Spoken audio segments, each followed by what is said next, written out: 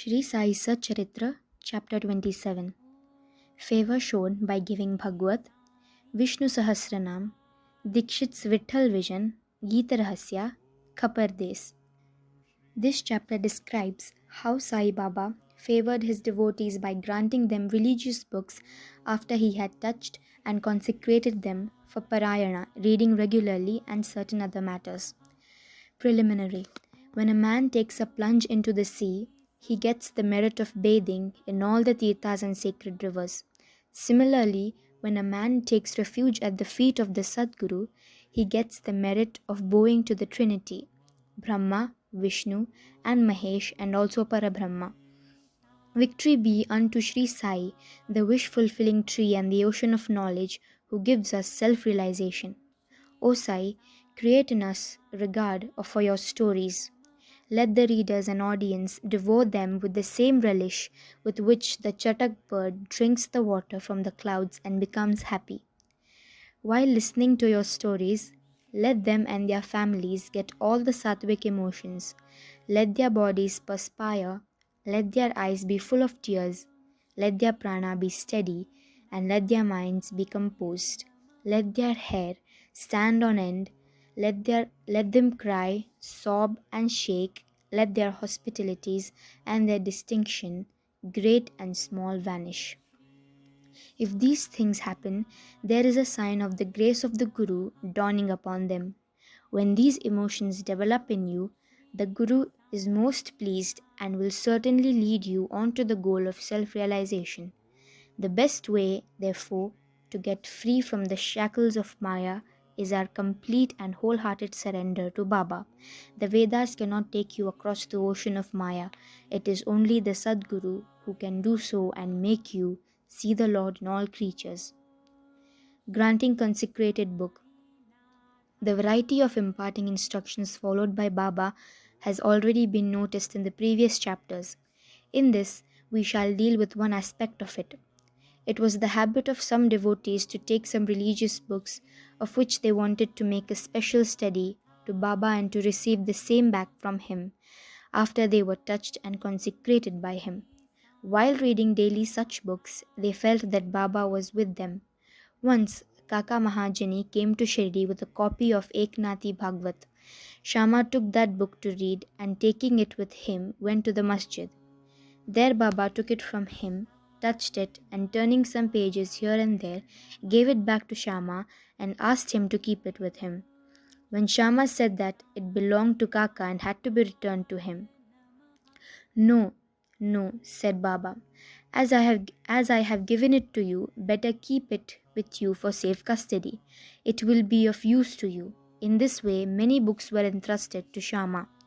Kaka Mahajani after some days came again with another copy of same Bhagwat and gave it in Baba's hand.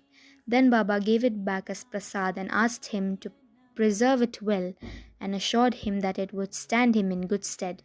Kaka accepted it with a bow. Shama and Vishnu-Sahasra. Shama was a very intimate devotee of Baba, and Baba wanted to favor him in a particular way by giving him a copy of Vishnu-Sahasranam as prasad. This was done in the following way. Once a Ramadasi, follower of Saint Ramadas, came to Shirdi and stayed for some time. The routine he followed daily was as follows. He got up early in the morning, washed his face, bathed, and then after wearing saffron-colored clothes and besmearing himself with sacred ashes, read Vishnu-Sahasranam, a book giving 1,000 names in praise of Vishnu and held second in importance to Bhagavad Gita, and Adhyatma Ramayana, esoteric version of Rama's story, with faith. He read these books often, and then after some days, Baba thought of favouring and initiating Shama with Vishnu Sahasranam.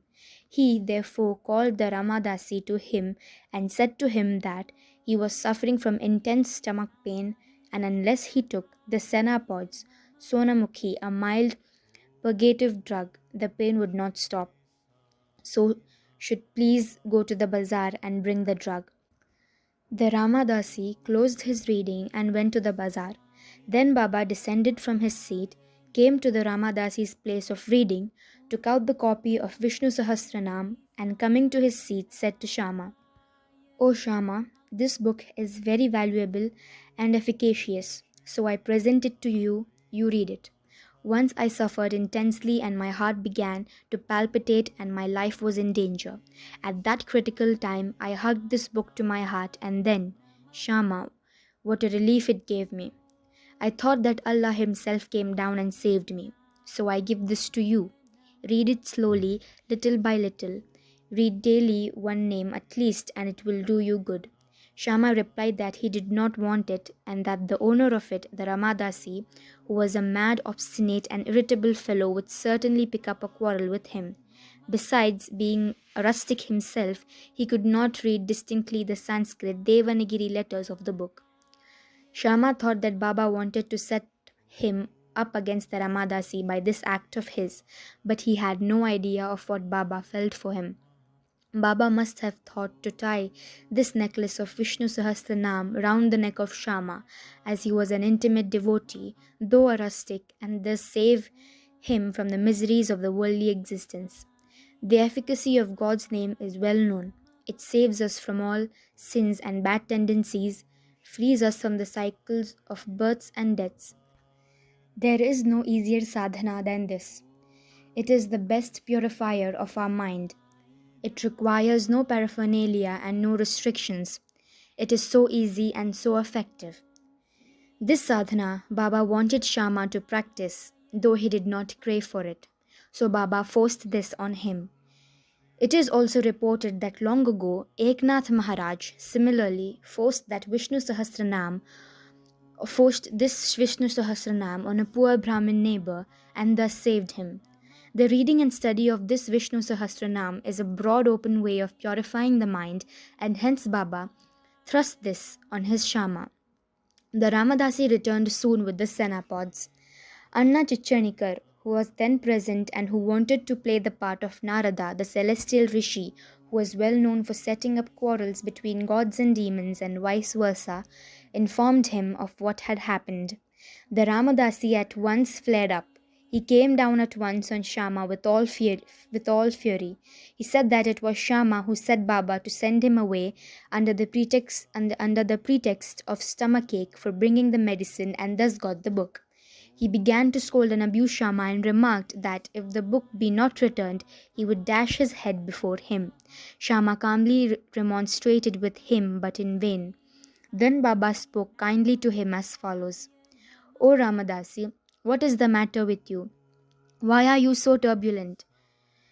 Is not Shama a boy? Why do you scold him unnecessarily?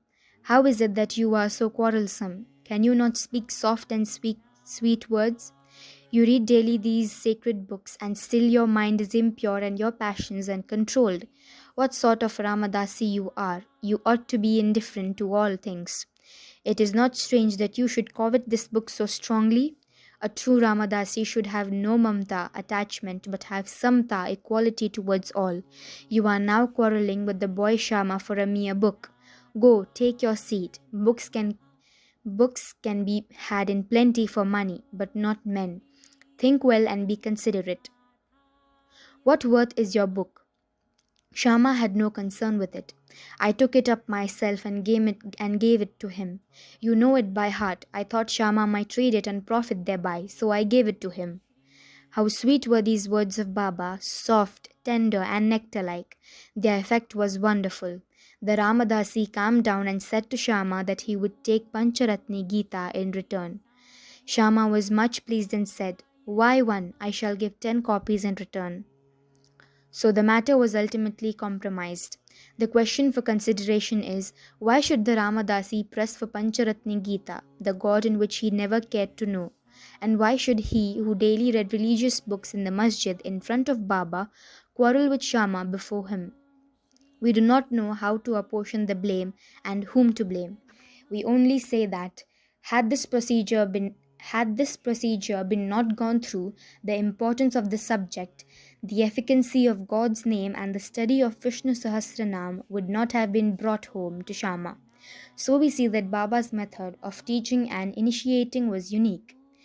In these cases, Sharma did gradually study the book and master its contents to such an extent that he was able to explain it to Professor G. Narke, M.A. of College of Engineering, Pune, the son-in-law of Shriman Bhuti and devotee of Baba. Vitthal Vision. One day, while Kaka Sahib Dixit was in meditation after his morning bath in his vada at Shirdi, he saw a vision of Vitthal. When he went to see Baba afterwards, Baba asked him, "Did Vitthal Patil come? Did you not see him? He is very elusive. Hold him fast, otherwise he will give you the slip and run away." Then at noon a certain hawker came there with 20 or 25 pictures of Vitthal or Pandharpur for sale. Mr. Dixit was surprised to see that the form of Vitthal he saw in his meditation exactly tailed with that in the picture, and he was also reminded of Baba's words. He therefore brought one picture most willingly and kept it in his shrine for worship. Gita Rahasya.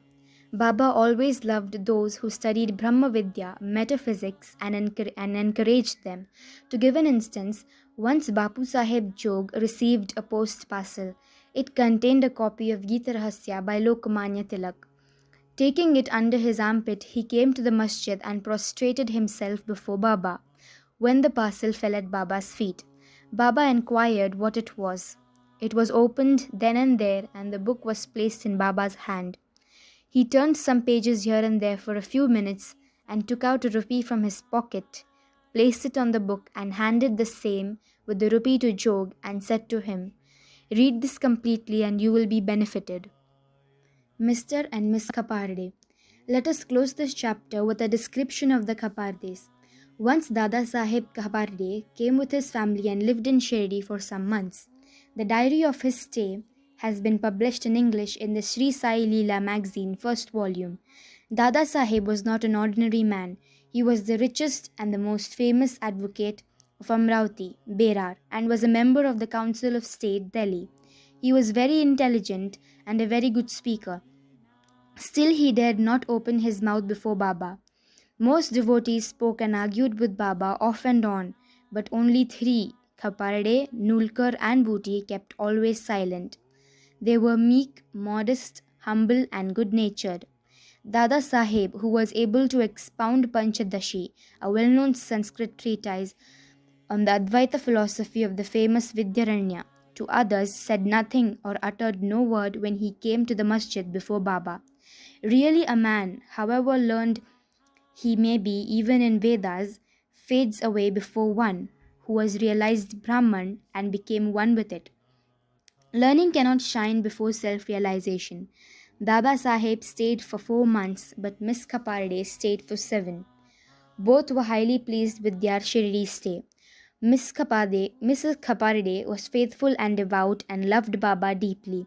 Every noon she brought Naivedya herself to the masjid, and after it was accepted by Baba, she used to return and take her meals. Seeing her steady and firm devotion, Baba wanted to exhibit it to others.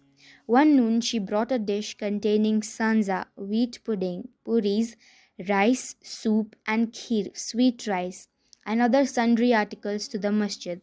Baba, who usually waited for hours, got up at once, went up to his dining seat, and removing the other covering from the dish, began to partake of the things zealously. Shama then asked him, "Why this partiality? You throw away dishes of others and do not care to look at them, but this you draw to you earnestly and do justice to it. Why is the dish of this woman so sweet? This is a problem to us." Baba then explained, "This food is really extraordinary. In former birth, this lady was a merchant's fat cow yielding much milk. Then she disappeared and took birth in a gardener's family, then in a Kshatriya family, and married a merchant. Then she was born in a Brahman family. I saw her after a very long time. Let me take some sweet morsels of love from her dish."